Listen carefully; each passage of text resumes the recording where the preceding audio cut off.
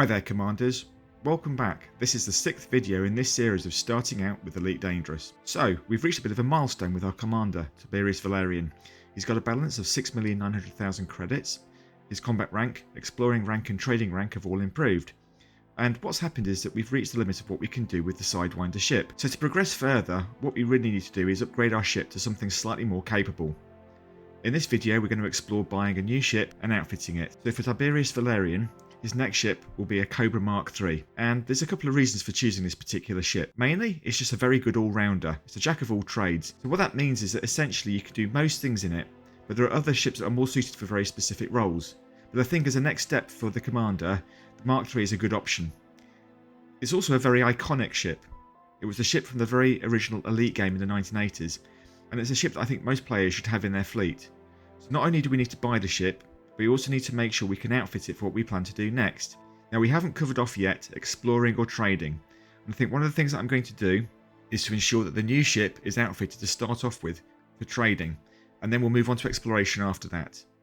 So when you're ready to buy a new ship, one of the things that you can do is to use a third-party tool, and in this instance I'm going to show you Inara.cz, which can be used to basically find the closest system that sells the things that you're after. So for this particular upgrade, we're interested in buying a Cobra Mark III, and we also want to outfit it, and I want to outfit it with as many A-rated modules as possible. So we go to Inara.cz, we click on the Data tab, we click on Modules and Equipment, and we click on Outfitting Search on the right hand side. And here we can then enter in the ships and the modules that we are after. So we're after a Cobra Mark III, and we put in some of the modules that we're after and their rating. We put in the star system that we are in, so we want to find ships and modules that are closest to Vathruva. All the other options are okay. We put a tick in to show just discounted or higher equipment chance, and we just put a tick in for ignore fleet carriers. And we click on search. And here we get a listing of all the stations that are essentially selling these modules, and we can see here that across the board we're getting a 15% discount on ships and modules. And just as a bit of a side note here, most of these are owned by the independent faction, and those systems will be most likely governed by Leo Yong Rei, and basically any system that is governed by him will get a 15% discount on ships and modules, which is just a useful side note. So we take a note of the station name and the system name, and we go back to our game in Elite Dangerous, we pull up the galaxy map, and we do a search for the system, and we set a navigation path to it, and we're ready to go. Now I wasn't going to cover this off in this video, but I figured actually whilst we've still got the Sidewinder, it's worthwhile showing that the Sidewinder can be used for some forms of exploration, which can be quite lucrative if done correctly. So in this particular example, what I'm going to show you is that basically using the Sidewinder to do a more detailed scan of a planet, which can earn extra money. To do this, I've used a third-party tool again. This time it's spanch.co.uk, and I've used their Road to Riches tool. And essentially what you can do is you can put in your source system where you're starting from and your destination of where you plan to go to. So in this case, we're starting at Vathruva and we're finishing at Hiditat. What it will do is it will calculate along the way if there are any high-value worlds that are worth scanning. And it's found one in LHS 1168. So we set a course to 1168. And when we arrive there, the first thing that we do is we use the discovery scanner, and that will basically tell us the sort of astronomical bodies that we've got in the system. And like I say, this isn't a complete guide to exploration. This is just basically demonstrating yet another thing that you can do with the Sidewinder. You do need to make sure that you've got a detailed surface scanner fitted to the ship. So once you've done your discovery scan, you can then use the full spectrum scanner, and essentially what you can do is you essentially are going to search through the system looking at the signals that your discovery scanner has found, and you can zoom in on those, and essentially what you're doing is some of those signals are going to be the planetary signals. You zoom on those and it will then start to tell you a bit more about the planets that it's discovered from the discovery scanner. So we want to find the water world that was identified by the spanch.co.uk tool, and once we found the water world, we set a route to it.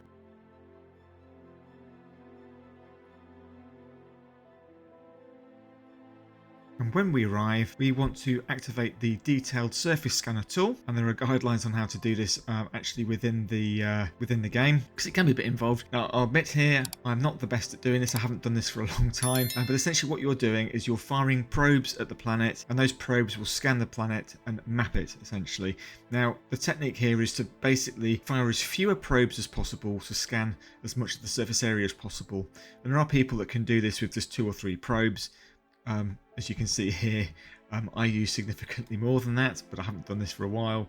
And essentially what you're looking to do is to map 100% of the world. And once you've done that, that's then saved as cartographic data, and you can go on your journey off to the habitat system. And when you arrive at the space station, you can go to the cartographic service and you can sell the data. That's a whistle-stop tour of how you can use the Sidewinder for doing some of the basic exploration in the game.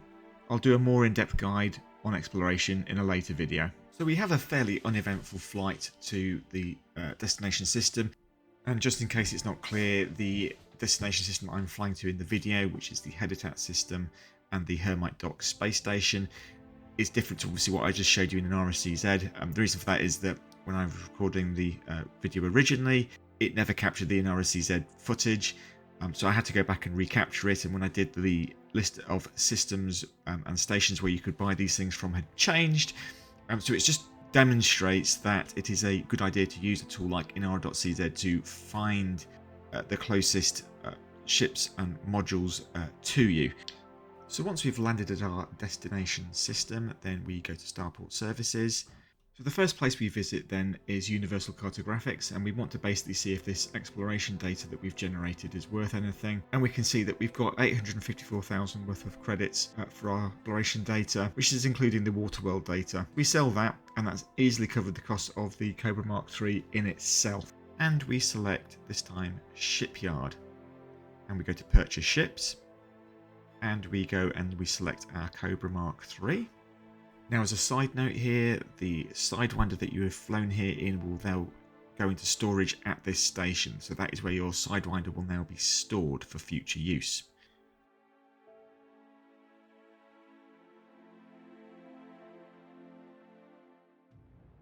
Now from here, what I like to do is to go to the livery option from the Starport Services menu. And it's here that you get to customize your ship with a different paint job, detailing, name, etc. Most of the paint jobs obviously you have to pay for using the in-game currency, which is ARX.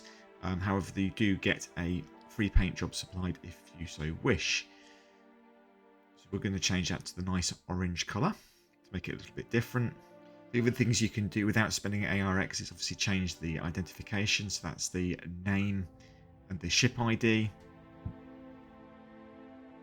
So then it's on to the outfitting menu, and we're going to outfit this Cobra primarily for trading to start with. So we're going to upgrade some of the core modules, the core internals, so the power plant, the power distributor, the thrusters, the frameshift drive.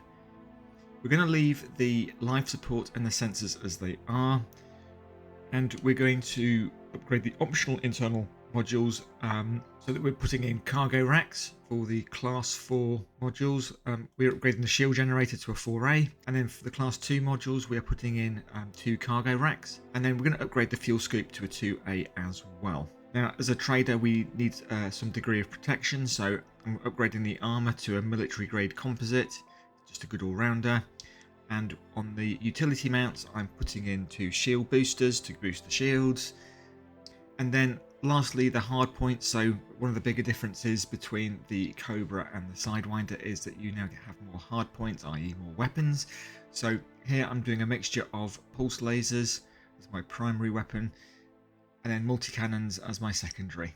And here we have a Cobra that's basically largely capable of taking on some trading.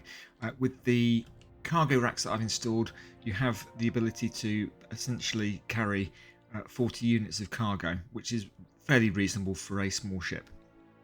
And that's a very basic guide to how you purchase a new ship. You'll find that a ship like the Cobra is a lot different to fly than the Sidewinder. It's a lot quicker, a lot more manoeuvrable, it's got a lot more capabilities. You'll be able to do more in the Cobra than you would with the Sidewinder. There are other ships available, like I said earlier. There are ships that are more suited for more specialist roles. Like I said, the Cobra is a very good all-rounder, so what you should be able to do now is you should be able to take on more elements of the game without having to switch and change ships. So most of all, if you've got to this stage with your game, then fantastic. Enjoy flying whatever new ship you've chosen to fly. So then it's back to our original system, Vathruva, and to Gentle Platform. And from this, which is essentially what I'm classifying as our kind of home station at the moment, we're going to go out and we're going to basically find a trade route and do some trading, which I will cover off in the next video. So that's it for now, Commanders. Thanks very much for watching.